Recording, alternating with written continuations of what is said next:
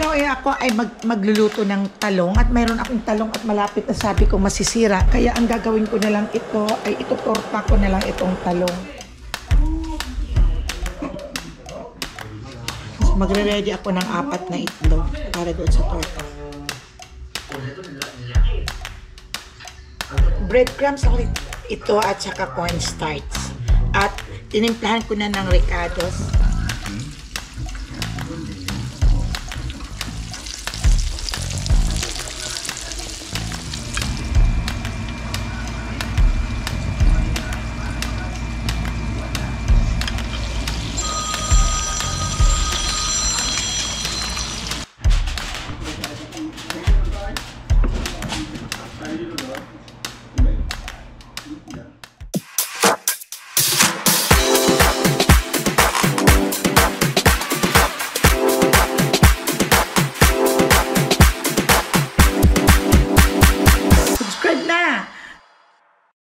Good morning sa inyong lahat, my friends and friendships.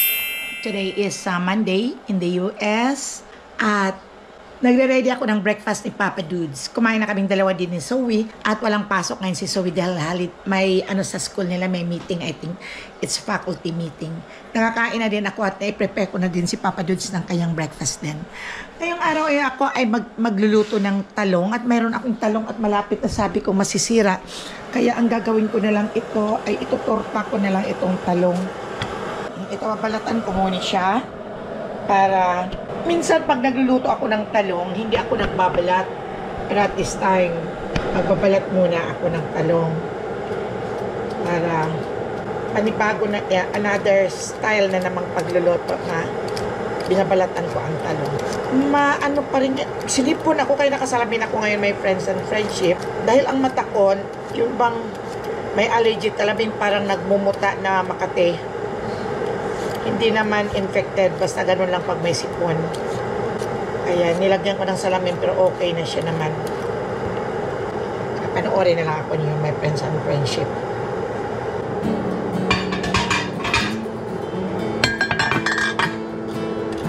Tapos ka na.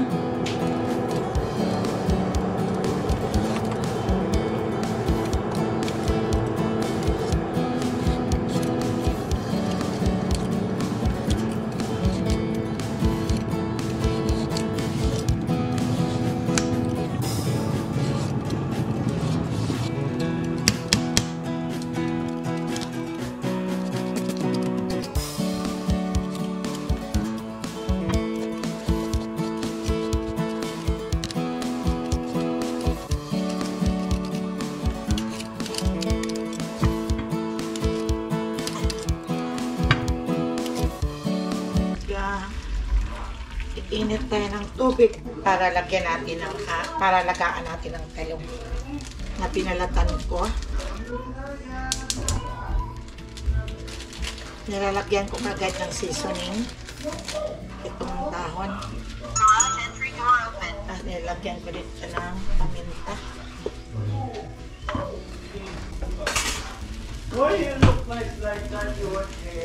Hinaluan ko na din ang seasoning.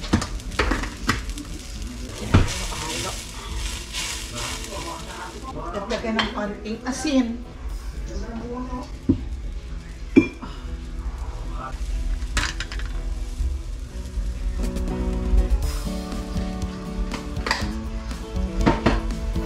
At ito ilalaga. Ha?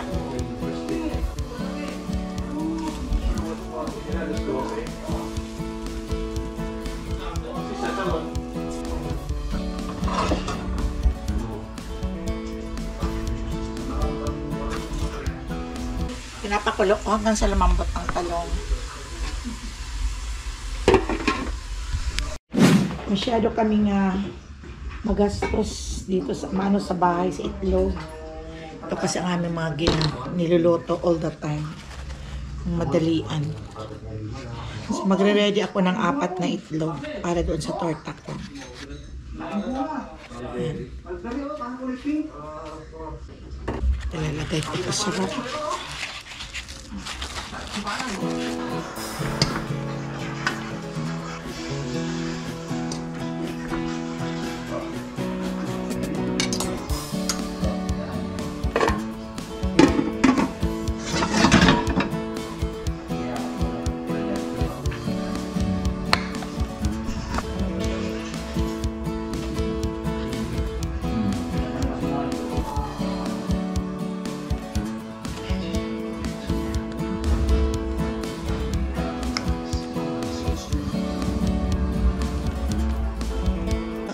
breadcrumbs.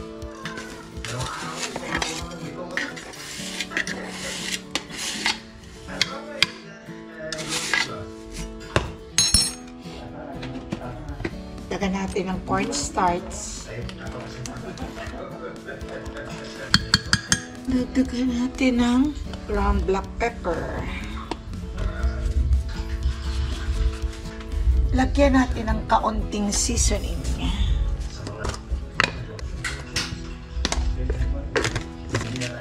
Siyempre, hindi mawawala talaga ang magic sarap.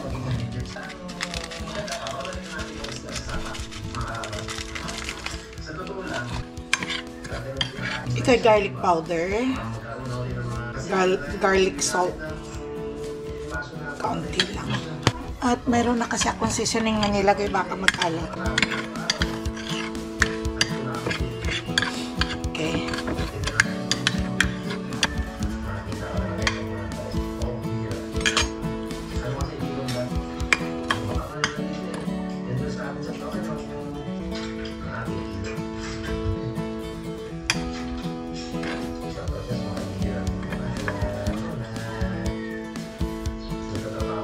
Breadcrumbs lang ito at saka cornstarch. At tinimplahan ko na ng ricados, ng black pepper, seasoning. Tinimplahan ko na siya. Magre-ready na ako ng egg. 4 ang aking ihahalo na egg.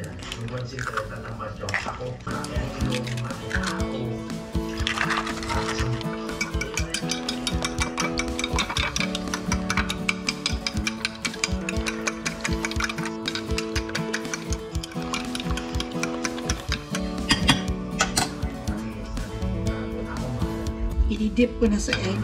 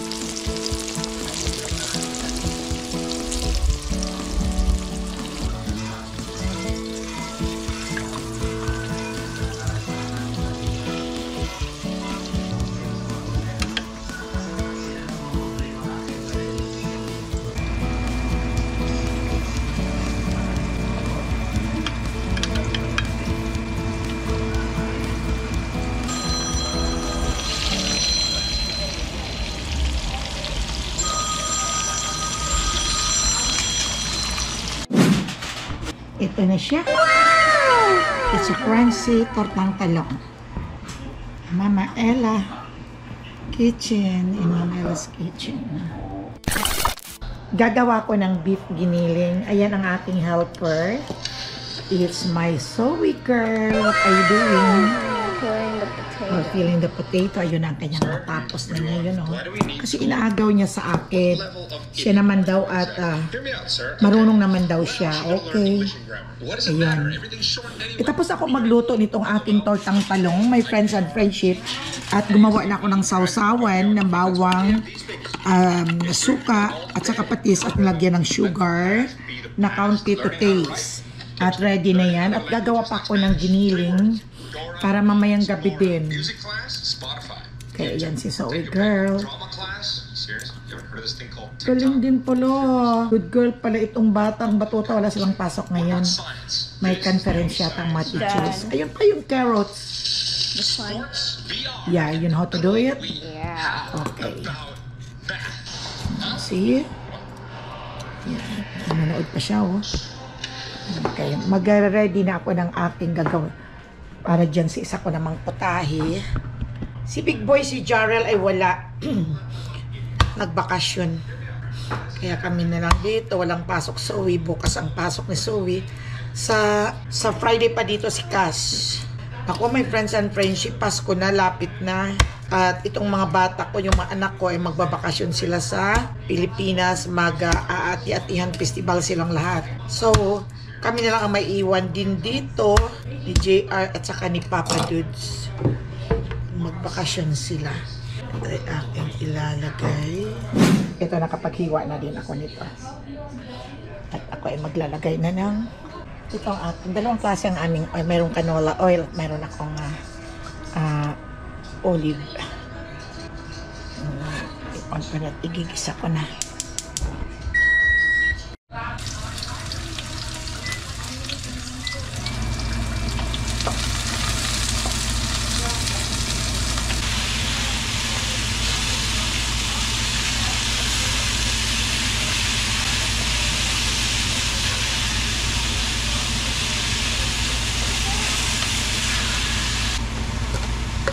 Seasoning nor siya.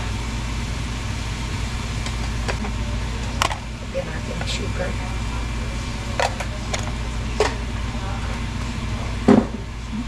Nilalagyan ko kagad yung sugar para magkaroon ng lasa. Kasi ang suka kasi nagdadagdag sa lasa. At isa pa, hindi masisira agad-agad. Bukod doon sa nilalagay kong chicken oil, ay nilalagay ko pa ng oyster sauce. Ito ay ikakat ko ng cube para panghalo. Mamaya ko na ito ihalo kung malapit ng maluto. I wanna cut. Ang karne, you might cut your hand. No, I won't. Or do it like this. You might cut your hand, finger. I do the lines and then you do the squares. See, no, look at this. It's you need to be I wanna try just a little bit. do it.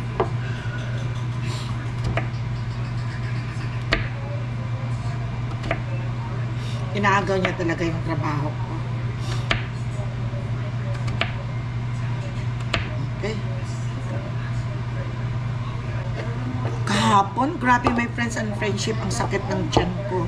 Why? Eh, di ba, right? Yesterday, Yeah. I asked you that the fun because when I was in the bathroom, di ba nang lumalabas ang pupo ko? And then, but it's cramming my stomach, my tummy. It's really hard. And then, I am sweating na. I almost pass out. Oh my God, it's really hard. And then, when I said, oh Lord, sabi ko lang ganon, please help me. And then, parang gusto ko nang mag-throw up. Yeah, gusto ko nang mag-throw up talaga. Lumalaway na ako. Sobrang sakit talaga ng tiyan ko. Kasi 2 days na hindi ako nakapag-poops. Well, I haven't pooped well, Cash hasn't pooped for 5 days. But you know me, is different. Well, yours is only 2. Cash hasn't pooped for 5 days. And then, pagkatapos, sakit ng tiyan ko. Ngayon sabi ko, Mom, Lord, I can cut. kaya sabi ko, nung sabi ko, Lord, dumigay ako or nag-burp ako. Pagkatapos, tumunog yung tiyan ko, tapos yun, nakapupo ako. Hindi naman basa yung ano lang, kaso, Mom, I can cut sakit ng the grabe. potatoes. Good job. With the knife, I can cut it.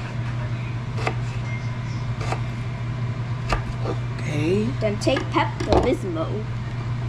Pepto. May pupo is okay. After nung lumabas ang pinaka-second na drop, yung medyo mabasa-basa na siya, yun lahat parang naubos ang laman ng tiyan ko, yun na nakapaghinga talaga ako. Pero grabe ang pawis ko. Sabi ko kay Zoe, dalan mo ko dito ng fan. Yung mga handy pan lang.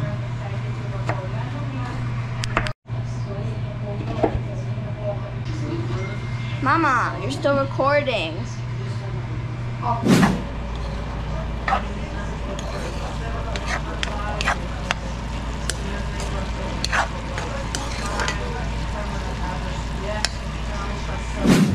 Oh my God, the crocodile.